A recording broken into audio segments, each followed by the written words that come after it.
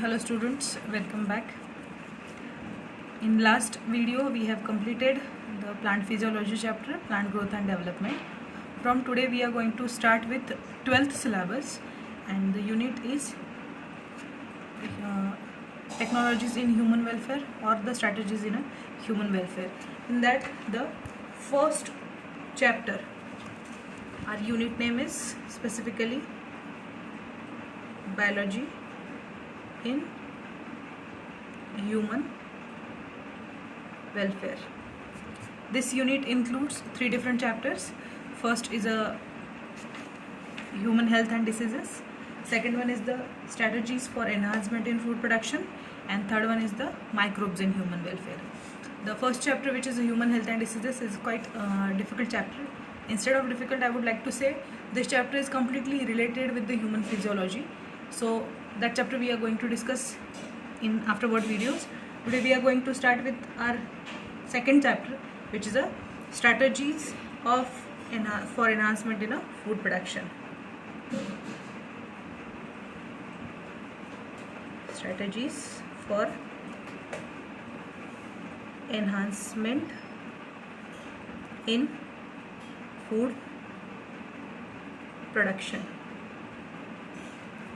So this chapter is basically dependent on how agricultural practices can be improved, or not only agricultural practices, whatever the sources of food available for human beings, how that can be improved, not only in terms of a yield but also in terms of a quality.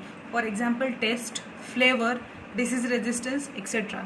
So this all properties combined together, there are many techniques, either natural techniques or artificially developed technique, which are helping to enhance or which are helping to improvise the food production technology. This is nothing but the basis of the chapter. So in this chapter we are going to discuss 2 concepts or 2 headings, in which first one is the techniques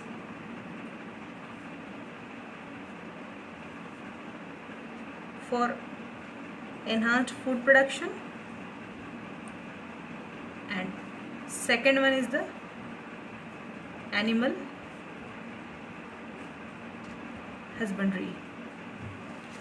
Animal husbandry is nothing but the side business of agricultural practices, in which poultry, dairy, fishery can be included. So those food which are not getting from agriculture, but they can be isolated from some different businesses. They are side businesses of agriculture, and that branch is known as animal husbandry. So in this animal husbandry we are going to study dairy, poultry, fishery, aquaculture, apiculture, etc.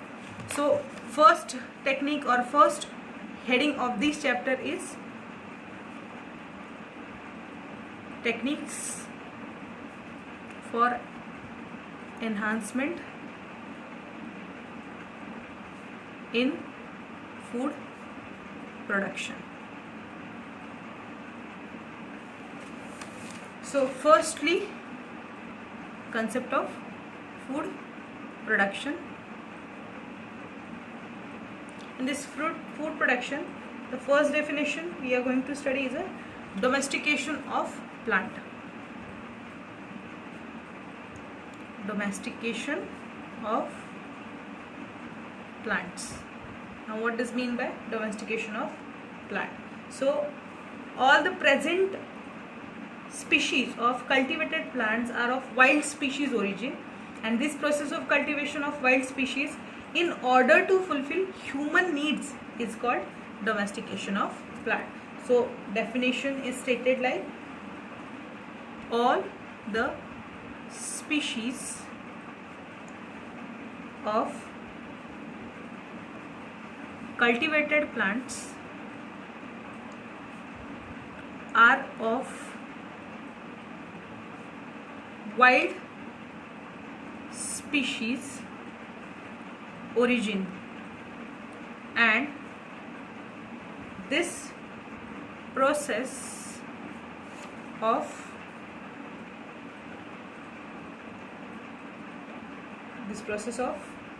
cultivation of wild species into newly developed species to fulfill human needs is called domestication of plants. So basically this domestication of plants explaining earth is formed itself, that is environment on the earth or life on the earth is formed itself, and during the formation of life plants and animals together were included. So in plants, those plants which are naturally formed by nature, some of that plants we are using directly and some of the plants we are cultivating or we are variating that plant according to our needs. So those plants which are already available in the nature with their original genome or original genetic content, that plants we are using, we are variating them, we are manipulating their genetic material according to our needs and utilizing for our food sources. This is nothing but the domestication of plants according to scientific nature. Next concept of this chapter is a plant breeding. It can be also said as crop improvement. Breeding is nothing but the fertilization technique, sexually fertilizing the two different plants of two different genetic materials and getting the new genetic variety, that is a plant breeding. So this plant breeding is nothing but the development of new variety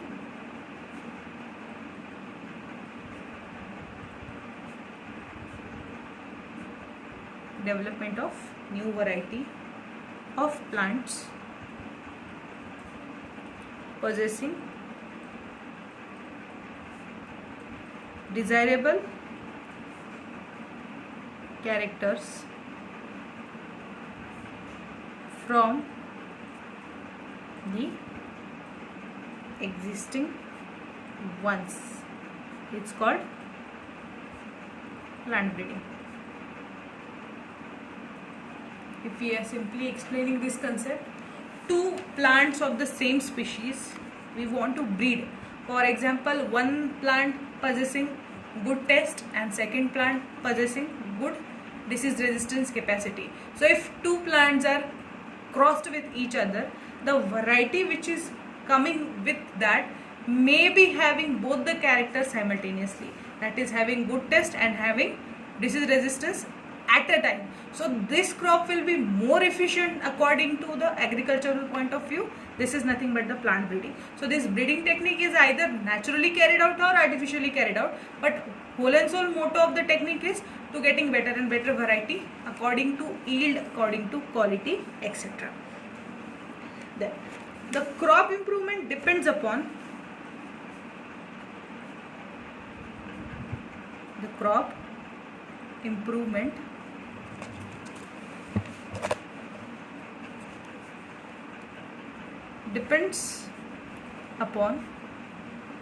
many factors. If crop is growing in a nature, ultimately all natural factors are responsible for growth of the crop plant. First of the factor is air or sunlight. Second is water, or we can call it as irrigation. Third is soil. Fourth one is pollution, etc.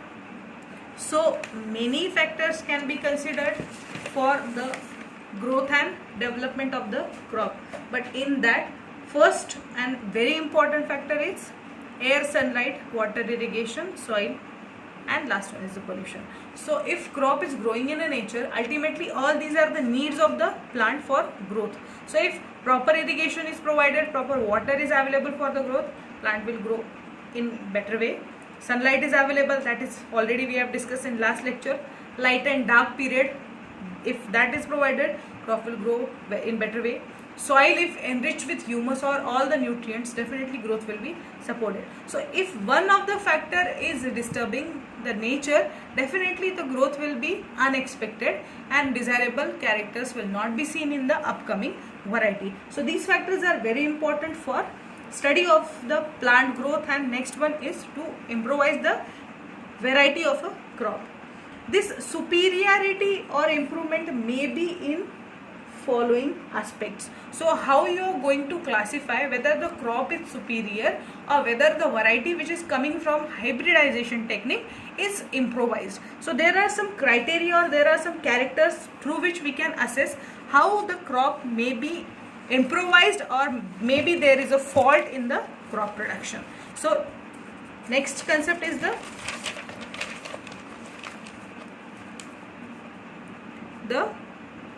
superiority or improvement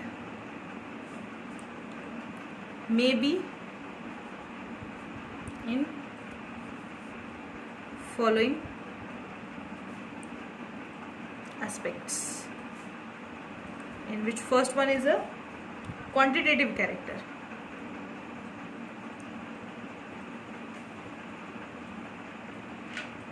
Quantitative character, if you have crossed one variety of a crop with two different characters, and if the yield is increased economically, if yield is increased, that is a quantitative character. It means your crop is improvised or this crop is a superior crop and it is showing a better improvement. So this is the first character to assess how the technique is improvised. Second one is a qualitative character. Qualitative character include the nature, physical nature or the aspects which are available in the crop. For example, taste, flavor, miling, baking, etc. So if parent was having a test, somehow okay test, not a better or good test, and if that parental plant is crossed with some other variety and the new coming plant is showing better test or better nature, definitely quality is improved, and here you are assessing the plant with better improvement. So this is also one of the character to assess the crop with improvement technique. Third one is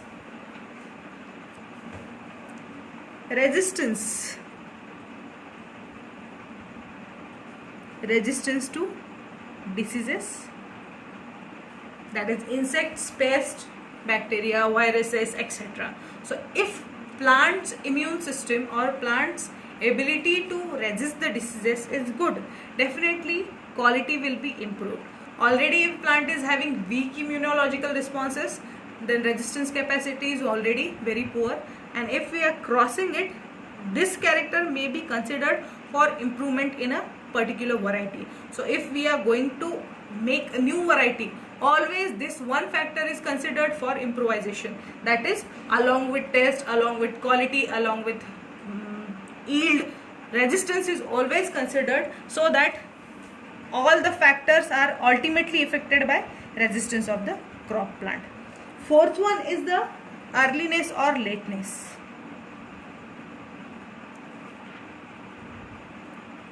This earliness or lateness may be studied in terms of a maturity, crop maturity. So if crop is maturing early, there will be early harvest and early economic status may be changed with the crops in terms of agricultural practices. So this maturity also takes very important part in terms of improvement techniques related to the plant growth. Fifth one character is the adaptability.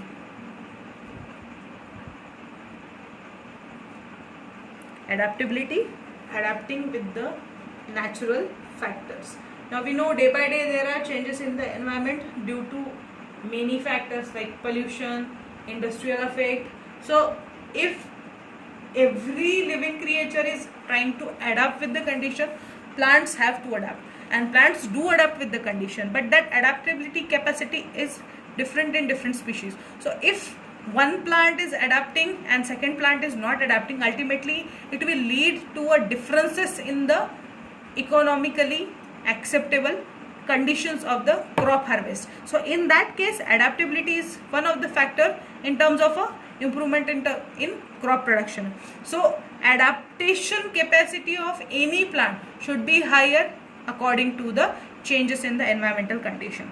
So whether your crop which is hybrid or which is breeded through any technique, natural or artificial, that crop whether it is superior or it is improved, that we are going to assess through this character.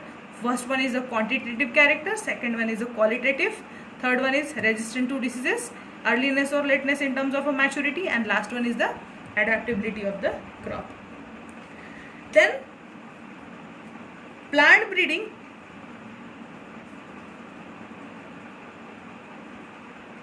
have longer history from ancient time period. This crop breeding, hybridization or formation of new variety is not a new concept. Actually, agriculture is the one basic concept from the history of human evolution. So whenever we study the human evolutionary concepts, humans first started agricultural practices, that is first making of the objects from stones, and secondly they started the agricultural practices. So this is not something new, it is already present, just we are trying to cover up how the nature of agriculture was in that period and how it is changed with the time, and till date what changes are exactly occurred. So this history is once again playing important role to understand the nature of the crop to adapt or nature of the crop to show improvement. So most important fact in this is a green revolution. All we know, green revolution is the term related to improvement in the agricultural practices which was carried in a 19th century in India. In other countries or other areas of the world, this green revolution was early started, but in India it is started in a 19th century. But this green revolution plays very important role in studying or in observing how improvement in a crops may lead to provide abundant amount of food to each and everyone. Then some important plant breeders that we should know.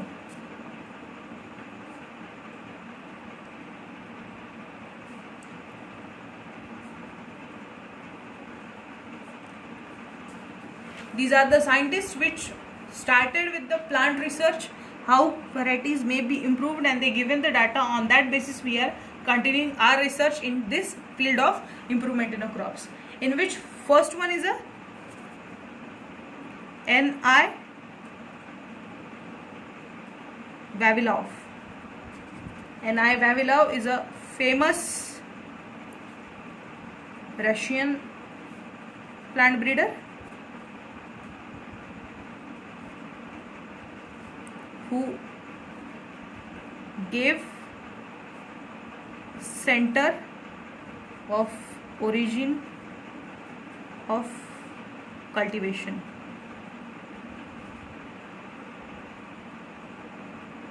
So basically this cultivation or breeding was first basic concept given by N.I. Vavilov. On that basis further scientists studied, and second one is a N.E. Borlaug. He was Nobel Prize winner in 1970, also known as father of Green Revolution. His famous work includes developed high yielding dwarf varieties like Sonora 64, Lerma Rozo 64, etc. So in history of revolution, green revolution or plant breeding, this one name you should know and you should never forget, which is a N.E. Borlaug. He is a Nobel Prize winner and also known as father of green revolution. His most famous work is a developed high yielding dwarf varieties of Sonora 64, Lerma Rozo 64, and many are there, but these are some well known varieties. Next scientist is Dr. M.S. Swaminathan. He is a pioneer mutation breeder.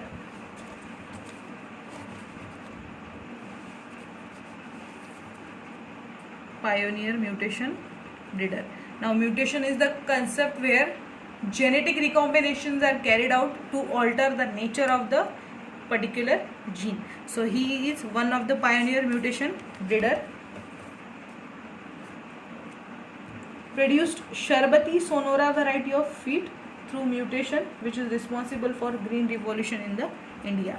So Mr. Swaminathan produced Sharbati variety of wheat through mutation, which is responsible for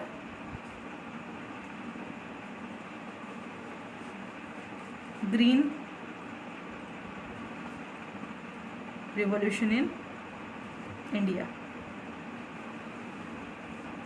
So he given the technique of mutation breeding through which we had developed many varieties with very improvised characters, high yielding capacity and disease resistance. Next one is Thomas Fairchild.